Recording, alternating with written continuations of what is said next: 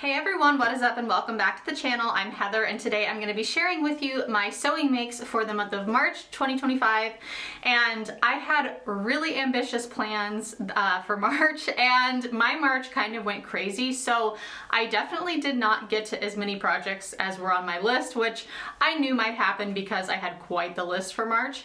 But I'm going to share with you what I made, what was successful, what wasn't successful, what I liked, didn't like, suggestions, anything like that. So if you're new to the channel, I do sewing content and fashion content here on this channel, and I'd love to have you come along, so definitely consider hitting the subscribe button and let's dive right into this. So the first make that I started this month was the Rosetta dress by Dressmaking Amore on Etsy, and I originally had planned to use this pattern to make a dress to wear to Paris because my husband and I are going to be going to Paris this month for a special fashion exhibit, and we were going to go see the cherry blossoms, but we actually had to kind of move our trip back to the end of the month, so now we're trying to see the wisteria instead of the cherry blossoms.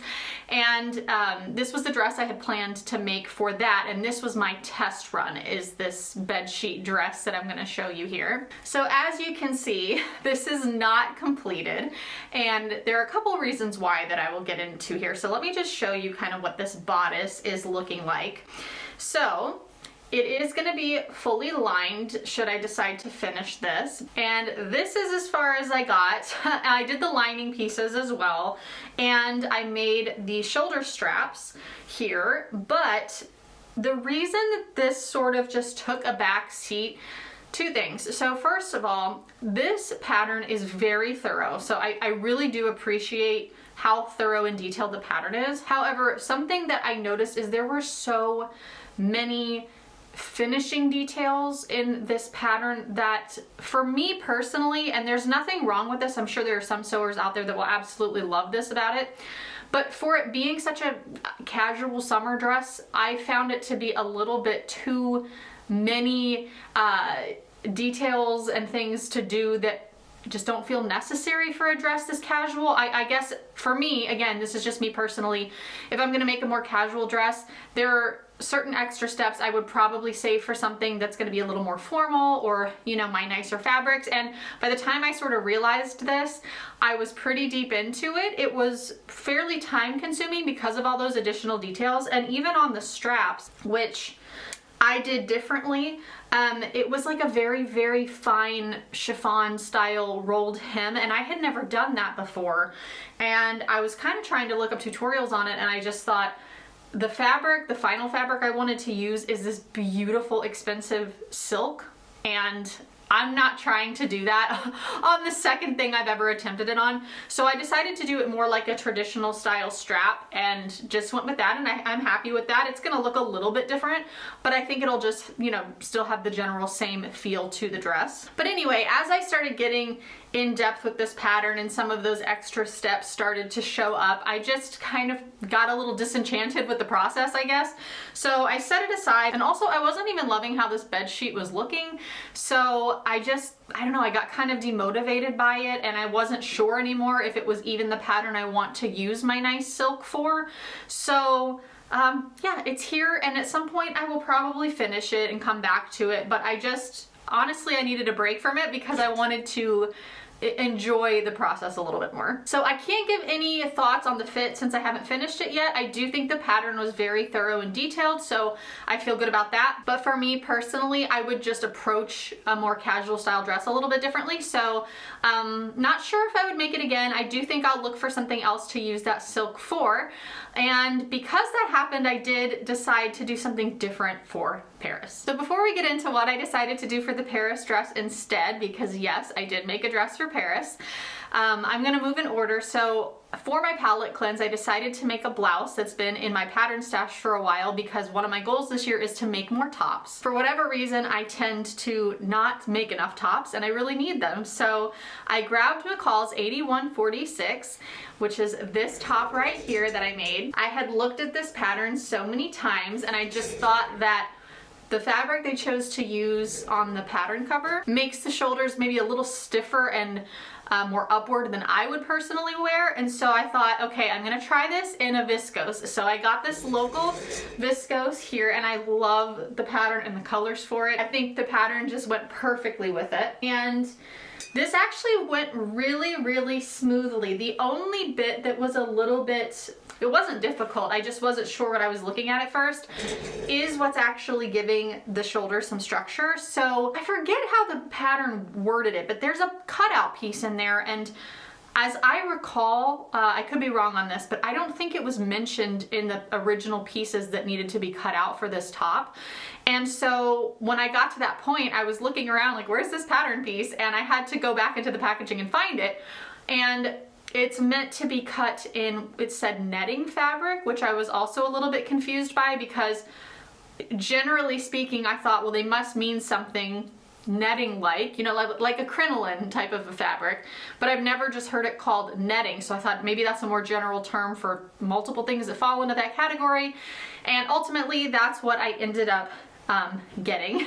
So I don't know if you can see kind of right here in the sleeve, but I cut out this sort of almost like an eye shape, and then you gather it and fold it in half and it gets sewn into the sleeve. So that was definitely a new technique that I had never done before. And the actual shape of the sleeve as well is a little different than what I've seen before, to all ultimately get to this sort of raised, sharp sleeve look. It has a peplum bottom, and it is a wraparound, and on the inside, you're gonna laugh at me here, but on the inside there is a tab with a button to keep it closed. You can see my tab is so long because I misunderstood part of the step, and I ended up making it twice as long, so I will probably correct this at some point, but it functions just fine.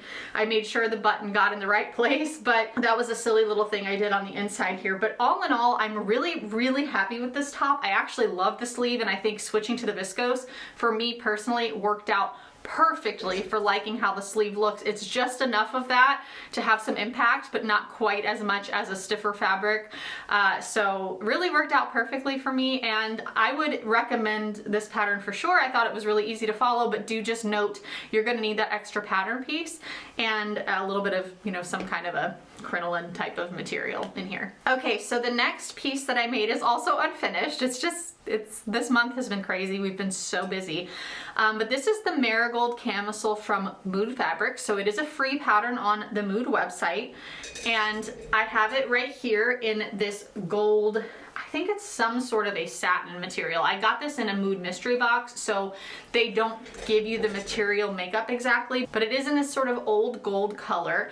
I actually was making this for a very specific purpose, which is to wear to Europa Park. We're big theme park fans, big coaster people in our household, and they're celebrating their 50th anniversary year this year, and it's all about gold and under the stars, and I wanted to make this and then sew up some stars in a strand that would hang off of these straps. However, this pattern is a bit odd. So the reason this one is unfinished is because I just thought a camisole I can kind of whip right through it, and I didn't probably do the checks I should have done, but this arm side area needs to be taken in a little bit and tapered off. It's a little too gapey under my arm. But the biggest thing with this that is very strange is this dart placement. I thought it was odd even when I looked at it on the pattern, but I just thought, okay, maybe, you know, just when it comes together, maybe I'm misinterpreting something here.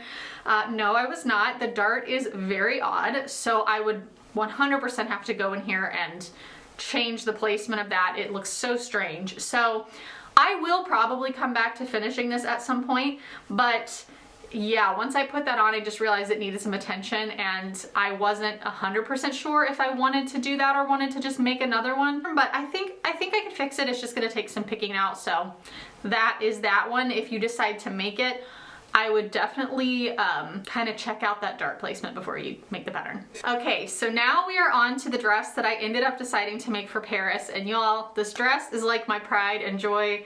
This is one of my favorite things I have sewn in a long time. I love everything about it. So this pattern is a pattern I had actually been looking at online for a while, I felt like, but I guess it's a new pattern. So I must have seen it like the day that they posted it online or something, because I had been looking at it multiple times considering if I wanted to purchase it, and that is Vogue 2084. Now what I thought was so cool when I saw this pattern is I am somebody that I like to try unique things as long as those unique things are still cool looking. Sometimes I feel like things can be unique just for the sake of being unique, and I'm not here to try something I don't like, but I thought this is kind of unique. And what's so cool is it has an overbodice. So that piece that has the structural element coming off the shoulder is removable, and you have the base dress. And I thought that is so fantastic because I don't think most of us would wear a sculptural piece, you know, daily. It would be for special occasions. But even the base dress is just a beautiful spring summer dress. So here is the base dress, and this fabric is from Minerva. It was my first time ordering from them, even though I've been a long time fan. I've seen their fabrics online for the longest time, and I always want to order it. I finally did, and I got this Deadstock cotton poplin in, it says in black and white, but it's like a floral, black and white. And when I saw it, I just thought with that artistic sort of overbodice, it felt like it needed something that felt artistic as well to really, I don't know, just make the pattern come to life. So that's what I did. I got this Deadstock cotton poplin, and it is fully boned on the inside, and I had the best time making this dress. Not only do I love the finished product, I enjoyed every step of the way. So on the inside, it is hidden in the lining now, but there is boning basically on every seam, and then even in between some of the seams. And it called for covered boning, which I didn't have or have access to, so I actually used sew-in boning, and I trimmed it down, shaved it off, shaped it, and actually rolled and created my own fabric covers for every piece of boning. So it did add time to the process, but I just had such a good time making this, I didn't even care. It is fully pleated all along the bottom and the back. It is strapless, and this is just one of those rare times that a pattern just fit me like a glove when I zipped it up. The only thing that I have not done yet is there is a piece of elastic with silicone on it to help keep it to your chest, I believe, that gets hand sewn in, and I went out and took photos before I did that, so I do actually have the elastic for that. I just haven't done it yet. I'll probably do it sitting around watching TV one day. But so this is the base dress. It also calls for a handmade belt and a covered belt buckle. Now that was another thing. Here locally, I was not able to find the right size for a covered belt, and I did have a couple on hand, but they were too small. And I just thought, since you're essentially trying to hide the line of the overbodice a little bit where it meets the seam, I didn't want to go too thin on the belt. This is a centimeter less, this white buckle that I was able to find, but it was the closest thing I could find without being just crazy big or crazy small. So I adjusted the width of the belt a little bit to fit this, have the white belt buckle, and then here is the overbodice with the structural piece here. It buttons on the side, and then it also buttons internally, so kind of inside this shelf. Now the only thing I will say is it called for a lightweight fusible interfacing. That's what keeps this up, but I think depending on your fabric, you might want to consider slightly stiffer because this doesn't want to stay up on its own perfectly. It's not bad, but it definitely is a little floppier than I would like it to be. So if I were to make another one, I would actually go with a little bit stiffer interfacing. There are darts on the back. It's just, the whole thing has great shape. There's some pleating that goes on. There's pleating all the way through the neckline here. It's just a beautiful design. I think it's fantastic. I actually bought the PDF version of this one, so I printed it and taped it and everything, and I kept it in the other room because I 100% will be making another one of these, I think fairly soon, probably before the spring summer season's over, because I think it would be really cool to play around with prints and solids too, because you could really make that transition of taking the overbodice off even more dramatic if you wanted to by, let's say the plain bodice is pink, okay, and then you've got a pink printed skirt with floral or something on it, just for example. You could do then the overbodice in that matching floral and then have a totally different experience by having a mix and match of solids and prints. So I really want to play around with that on the next one, but I just saw this print and I thought it was so perfect, and I just again, I love it, so I 100% am so happy that I got that fabric and made that. But it's a great pattern, especially if you are a little more adventurous, maybe with that overbodice, or if you just want a really classic, well-structured silhouette. The base dress on its own is great. Okay, so hey again, it's me from the future. I realized that I forgot to share one of my makes, so I'm actually recording another video, but I was going to sneak this in here so you could see. I completely forgot I made this month. It was already in my closet, and I don't even have the pattern number in front of me, but I will put it here. This is a Mimi G pattern. This was on my list of things to make for a very long time, and I'm pretty sure it was on my make 9 as well, which is this pair of denim jeans. They're very ultra high-waisted and they have a pin tuck down the front.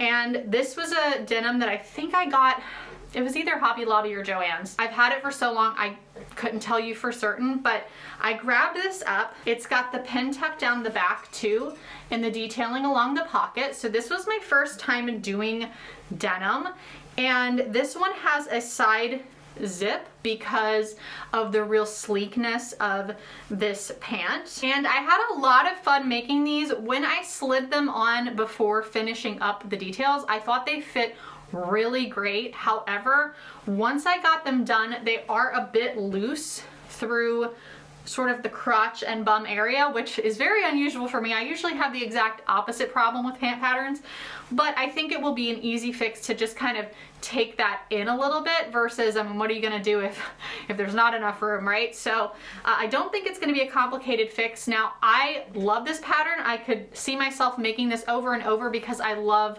the way that these fit and hug the body, and I like high-waisted and crop tops and things like that. However, I don't think this was the best material for it, and I think what happened is that I think maybe there's a little bit too much ease in this particular denim. I think you want some stretch, but this one's like really, really loosey-goosey.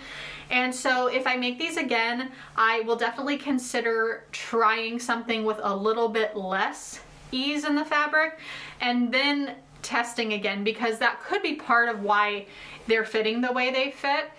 And I actually meant to take them in so I could put them on and show them to you guys this month, and I just totally forgot. I just had them in my closet and totally forgot. But anyway, I think it's a great pattern. I just think kind of, you know, test out to see if you need those adjustments before completing, and get something that's got a stretch but has that little bit of, maybe feels a little denser. This is a really lightweight denim here, but I think it's a great pattern. All right, and then I do have one more piece I'm going to share with you. It's on the dress form, so I'm gonna have to roll it over here, but technically I made it this month, but I decided I'd go ahead and include it since I'm already filming. It's already nearly done, and we'll talk about this pattern too. All right, so this is Simplicity 9958.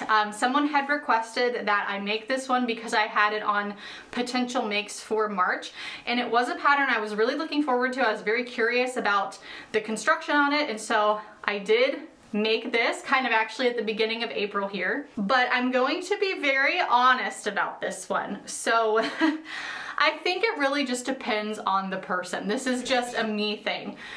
Basically, the biggest thing about how this is constructed, so many gathers, so many gathers. And the way it kind of was laid out, you have pattern pieces where many of them have a partner piece, and that partner piece is essentially a larger version of it to be gathered down to the size of the original piece.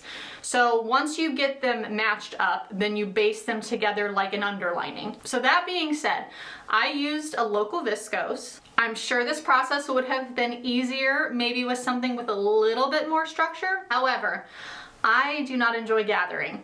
I don't mind if I do it just kind of on the edge of a skirt or something, but this was so much gathering, and it's not that gathering is particularly difficult, but I'm such a perfectionist about stitching things, and especially when you're trying to prevent any kind of puckering, and so I'm quite slow and methodical. So this top took me a lot longer than I expected. I think I spent on and off like 5 days on this top, which is insane. It shouldn't probably take that long, but that's just me. I'm very perfectionistic in certain ways, and there's a lot of pleating down through this section here, kind of where the peplum meets the waistline. And even though I think the pattern is well explained and well laid out, I mean, I didn't struggle understanding anything.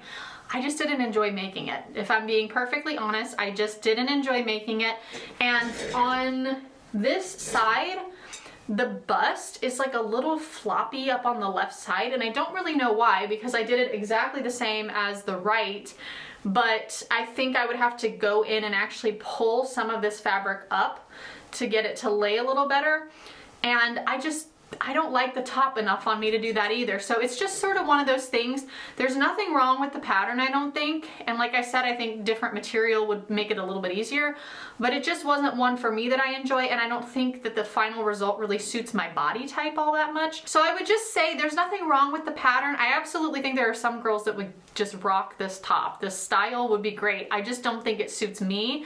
And if you don't like gathering, just mentally prepare yourself, because you're going to be doing a lot of it. I have not finished up with the zipper in the back yet either. I've got to do just a couple minor things to get the extended part hidden within the fabric, but I went with a pink, a visible pink, because I thought that would be kind of a fun little pop. I tried different colors at the store and this was my favorite. But yeah, that is that top. Again, I love the Big Four patterns. I thought it was very well written. I just found out that it's not a flattering style top on my body shape, and that it has a lot of gathering. So that is this top. Like I said, I think there's a lot of people that would love this. I do love this keyhole detail, and I love the multiple straps. So there are things I really like about it. It's just, you know, we're all built a little differently, and it wasn't the most flattering on me. So that's why it's on Galinda my dress form here. So that is everything that I made for the month of March, and I am excited to dive into April. I know we will be gone for parts of April, so I have shortened my list quite substantially on my goals, and that video will be posting very soon as well. Once we get back from Paris, we'll have some fashion videos from there to share, which I'm really excited about. I'm also gonna have a couple fabric hauls coming up on this channel. So I hope you enjoyed this video. Definitely consider subscribing and hitting the like button if you did enjoy it, and I will see you in the next one. Bye!